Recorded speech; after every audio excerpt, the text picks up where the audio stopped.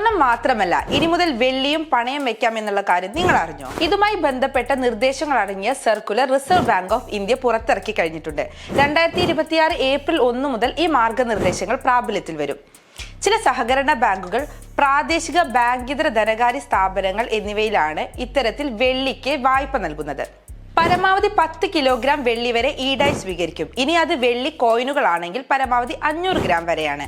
അതേസമയം വെള്ളിയിൽ നിക്ഷേപിച്ച EDFകൾ, മ്യൂച്വൽ ഫണ്ടുകൾ എന്നിവയ്ക്ക് വായ്പ ലഭിക്കില്ല. സിൽവർ ബാറുകൾ വെച്ചുകൊണ്ട് വായ്പ എടുക്കുന്നതും പരിമിതപ്പെടുത്തിയിട്ടുണ്ട്. പണയം വെക്കുന്ന വെള്ളിയുടെ മൂല്യം മാത്രമേ കണക്കാക്കുകയുള്ളൂ. ഇതിലുള്ള വിലയേറിയ കല്ലുകളോ അല്ലെങ്കിൽ രത്നങ്ങളോ പരിഗണിക്കുന്നതല്ല.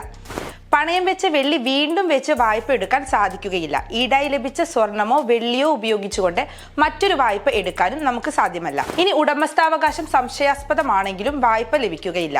വായ്പയുടെ തിരിച്ചടവ് 12 മാസം കൊണ്ട് പൂർത്തിയാക്കുകയും വേണം. വെള്ളി വിലയുടെ 85% വരെ വായ്പയായി ലഭിക്കും. 2.5 ലക്ഷം രൂപ മുതൽ 5 ലക്ഷം രൂപ വരെയുള്ള തുകയ്ക്കാണ് 85% വരെ വായ്പ ലഭിക്കുന്നത്. എന്നാൽ ഇത് 5 ലക്ഷത്തിന് മുകളിലുള്ള തുകയാണെങ്കിൽ 75% വരെയാണ് വായ്പ ലഭിക്കുക.